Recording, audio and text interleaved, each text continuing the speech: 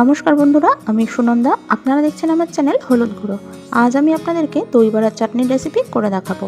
তো দুই রকমের রেসিপি করে দেখাবো, একটা ধনেপাতার চাটনি আর একটা তেঁতুলের চাটনি। তো দুটো চাটনি কিন্তু খুব মজার এবং টেস্টি। তো কথা না বাড়িয়ে আজকের রেসিপিটা শুরু করছি। তো প্রথমেই আমি দেখাবো তেঁতুলের চাটনি। তার জন্য এখানে 100 গ্রাম তেঁতুল আগে থেকেই কিন্তু জলে ভিজিয়ে নিয়েছিলাম, আর তেঁতুলটা কিন্তু বেশ নরম হয়ে গেছে।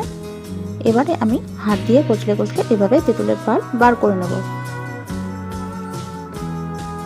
যতটা পারা যায় এভাবে কিন্তু তেঁতুলের পাল্প হাত দিয়ে এভাবে কচলে কচলে বার করে নিতে হবে। আর তেঁতুলের যে বীজগুলো এগুলো কিন্তু হাতে বাজছে, আর বাকি যে অংশগুলো এগুলো কিন্তু আর ব্যবহার করব না, এগুলো আমরা ফেলে দেবো। তো এখানে একটা পাত্র নিয়েছি যার মধ্যে আমি চাটনিটা তৈরি করব। তার উপরে একটা ছাঁকনি নিয়ে নিয়েছি। এবারে তেঁতুলের পাল্পটা আমি বার করে নিচ্ছি।